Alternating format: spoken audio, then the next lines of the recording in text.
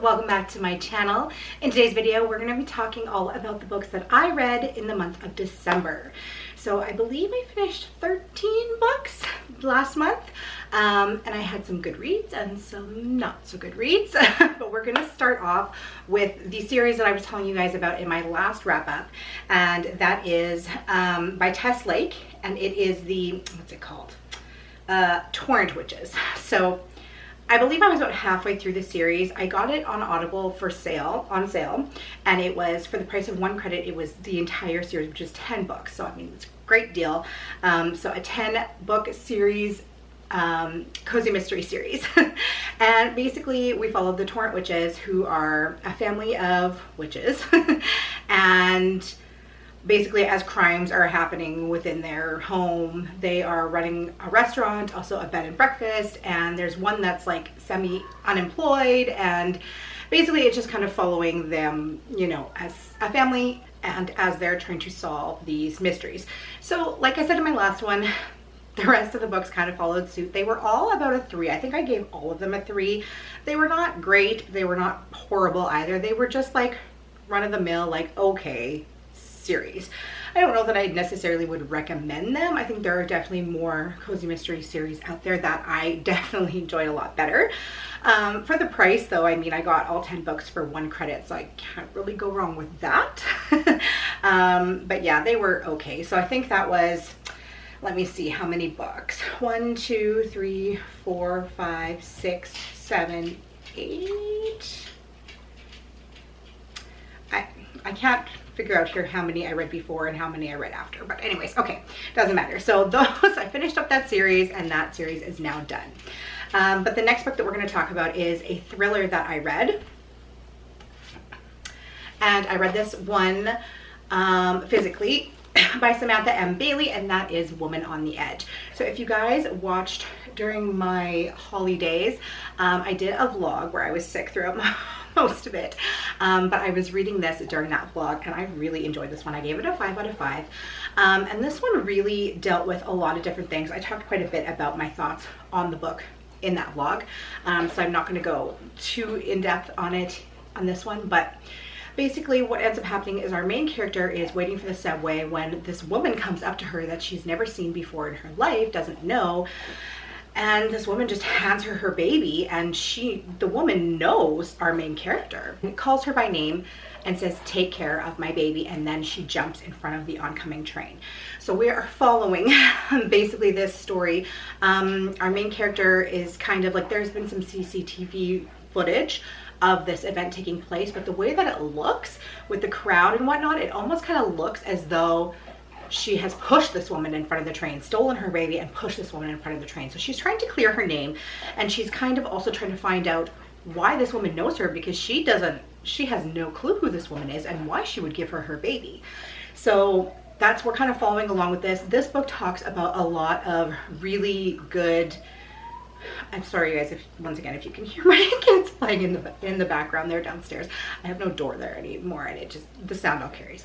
Anyways, and my dog's also eating, so once again, this is something you guys should just be used to by now, is noise in my videos. But this book talks a lot about postpartum depression and postpartum anxiety, and is a really good conversation starter, and it has some difficult conversations in this. So I guess I would say possible trigger warning for that if that sort of conversation upsets you, but it definitely has some good conversations in here that I think need to be had, and I really enjoyed this one. This is a debut author. I will say her writing is kind of, you can kind of tell that it's a debut author as far as the writing style goes, but I just really enjoyed it. The twist at the end was something that I did not see coming. I had kind of thought, like, throughout it, I kind of thought, like, hey, what's the most wildest thing that could possibly happen? And I kind of guessed this person, but that was me thinking, like, what's the most wildest twist that could come out of this? It was a good twist. I did enjoy it, and especially if you're not like a really seasoned thriller reader, you're not gonna guess the twist in this. So definitely a good one to pick up. But next we're going to talk about The Woman in the Library by Sulari Gentile.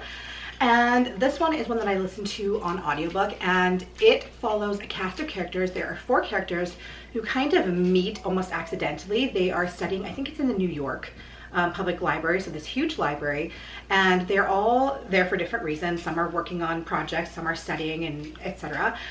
And they're all at the same table, and they hear this loud bang and this huge scream from a woman. But basically this scream kind of becomes a conversation starter for the four of them, and they all kind of become friends, and they start to hang out.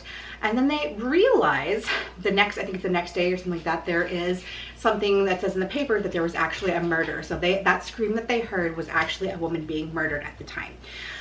So they are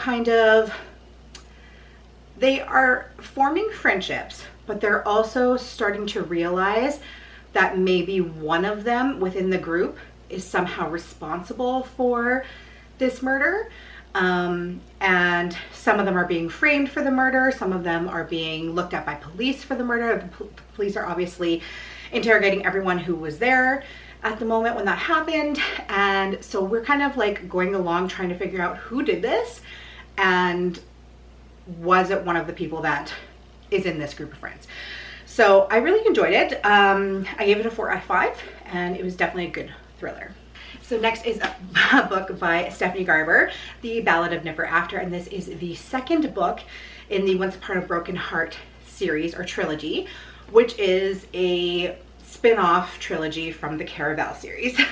So if you read Caraval series, this is basically a spin-off of Jax, and we also follow Evie, Evangeline Fox, and Jax, and things happen in this book.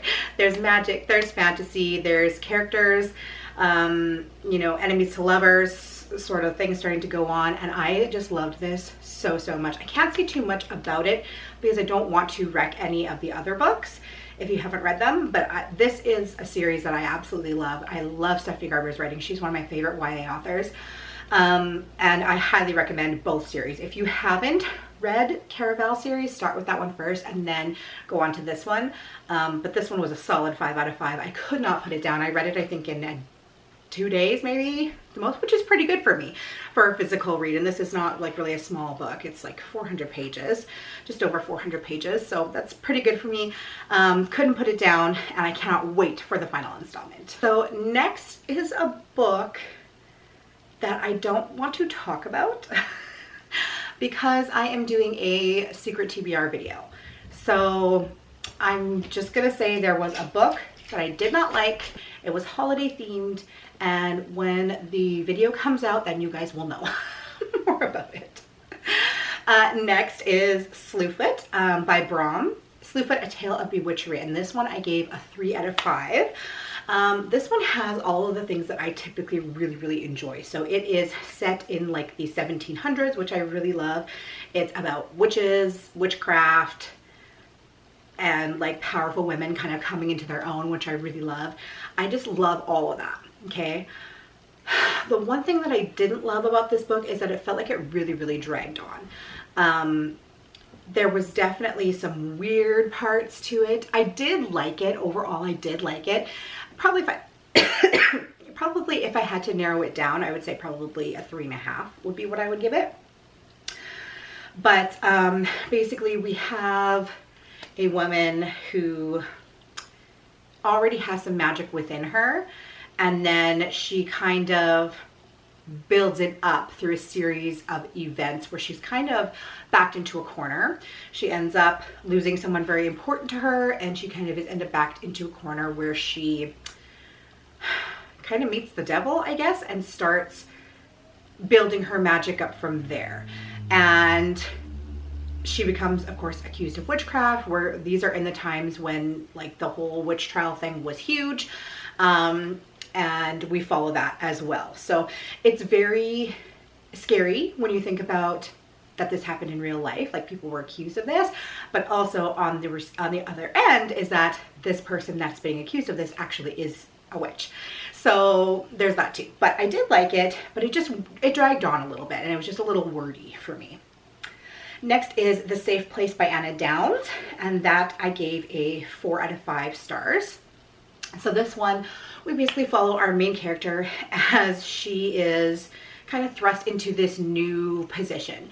She ends up, like, through a series of events that are kind of orchestrated for her, she ends up becoming almost like a personal assistant, I guess, to an up-and-coming couple that are very rich, starting to be very powerful, a businessman who is starting to kind of like make his mark on the world, and he has an estate in France that his wife and his daughter kind of live at, and he lives back, I think, in the States, or in England or something.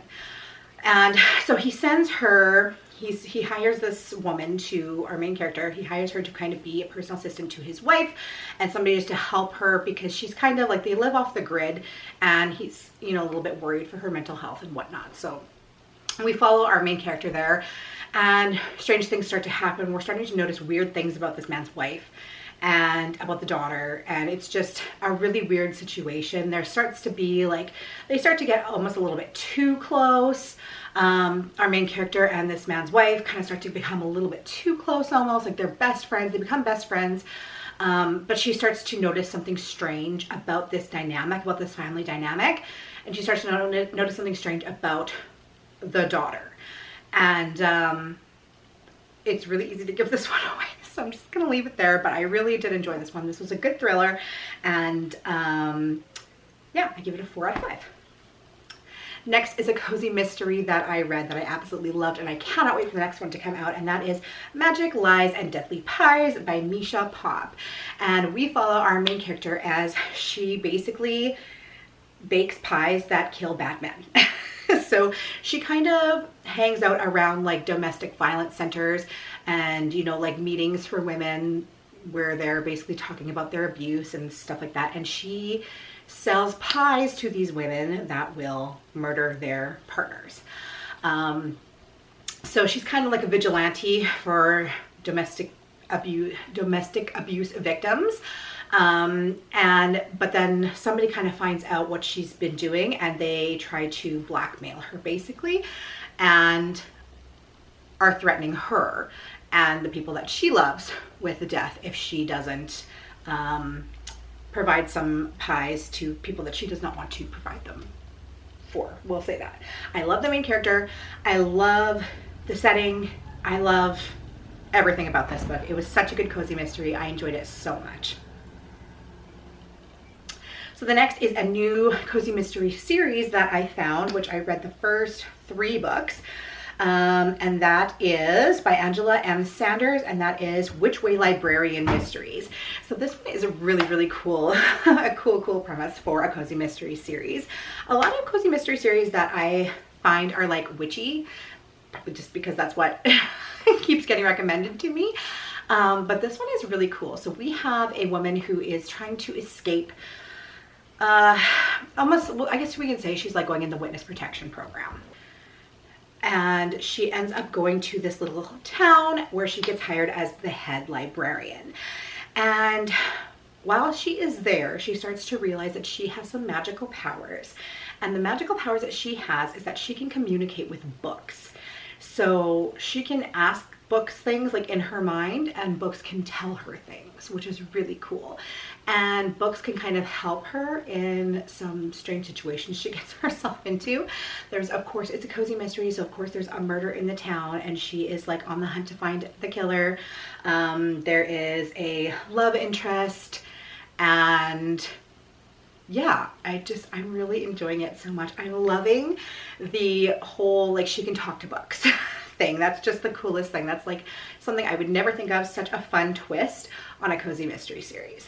Okay, and the next book, okay, there's one more book for that secret TBR that I'm not going to talk to you about, but it was, I'll say I gave it a 3, and it was a cozy mysteries, and it was meh. I'll just say that. You'll find out in the video that's coming soon. But the last one that we're actually going to be able to talk about today is City of Ghosts by Victoria Schwab, and this is the first in a trilogy. I can't talk. The first in a trilogy where our main character is able to see ghosts. She has a near-death experience, and she comes back and she is able to communicate with and see ghosts. So she can kind of like cross the veil, so to speak. And her parents are paranormal book writers, and they end up getting offered a reality TV show. So it's the summertime and they pack her up and they start traveling around to all of the most haunted places in the world. And of course she gets herself into some mishaps along the way because she can see ghosts and they're going to these haunted places. So, but also she ends up meeting another person who can do what she does, and she kind of finds out her purpose and all of that. So she also has a best friend that's a ghost, which causes some problems throughout the book. But yeah, it was so good. I gave it a 4 out of 5. I really, really enjoyed it. Victoria Schwab is quickly becoming one of my favorite, if not my favorite author. I'm starting to read more and more from her. Like, I loved The Invisible Life of Addie LaRue. That was my favorite book last year.